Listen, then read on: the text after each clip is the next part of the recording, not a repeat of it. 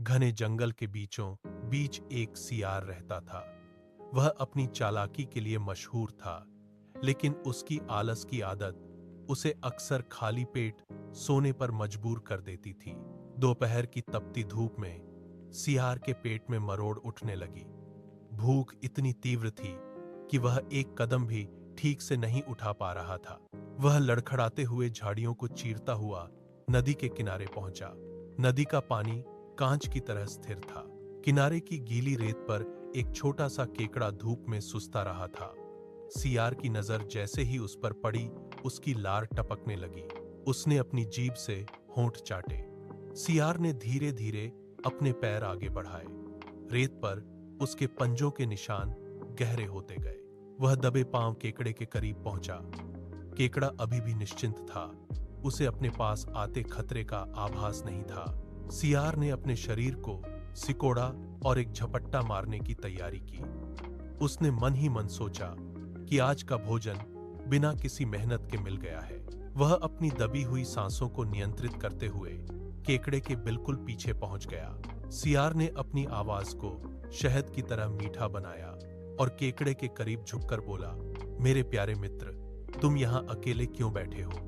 क्या तुम्हें पता नहीं कि नदी के उस पार एक विशाल तालाब है? वहां मछलियों का अंबार है और तुम्हारे जैसे कई साथी भी हैं। चलो, मैं तुम्हें अपनी पीठ पर बिठाकर वहां ले चलता हूं। केकड़ा शांत रहा। उसने अपनी छोटी आंखों से सियार के चेहरे को बारीकी से परखा। सियार की आंखों में चमकती वह लालच की आग केकड़े से छिपी नहीं रही। केकड़ा समझ गया कि यह कोई दया नहीं, बल्कि एक जाल है। उसने तुरंत एक जवाबी योजना बनाई।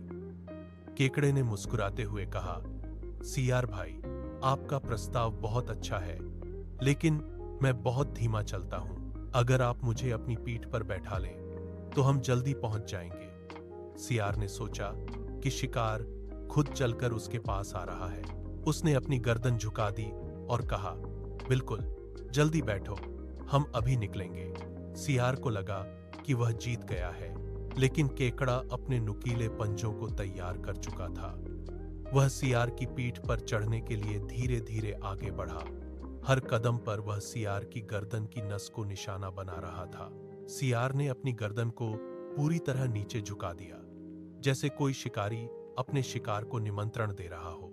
उसने अपनी आंखें बंद कर लीं। उसे लगा कि केकड़ा अब उसकी पीठ पर सवार हो चुका है। सियार की मांसपेशियां ढीली पड़ीं। उसने एक गहरी सांस ली और मन ही मन अपनी जीत का जश्न मनाने लगा। लेकिन अगले ही पल सब कुछ बदल गया। केकड़ा सियार की पीठ पर बैठने के बजाय बिजली की गति से आगे बढ़ा। उसने अपने दोनों नुकीले पंजों को सियार की गर्दन के कोमल हिस्से में धंसा दिया। सियार की रीढ़ में एक सिहरन दौड़ गई। वह अपनी जगह पर पत्थर की तरह जम गया।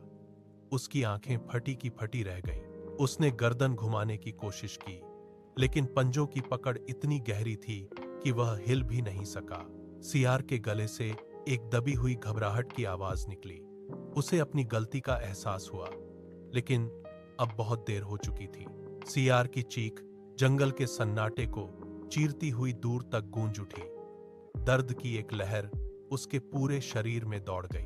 वह पागलों की तरह इधर उधर भागने लगा, झाड़ियों से टकराया, लेकिन केकड़े की पकड़ लोहे की जंजीर की तरह उसकी गर्दन पर कसी रही। सियार ने कराहते हुए कहा, छोड़ो मुझे बहुत दर्द हो रहा है, मेरी गर्दन कट जाएगी। केकड़े ने अपनी पकड़ को और अधिक सख्त कर दिया। उसने ठंडे स्वर में कहा, तुमने मुझे बेवकूफ समझा था सियार, अब मेरी शर्तों पर चलो। मुझे वापस उसी जगह ले चलो जहां से तुमने मुझे उठाया था, वरना मैं तुम्हारी गर्दन काट दूंगा। सियार की सारी धूर्तता और अकड़ एक पल में पिघल गई।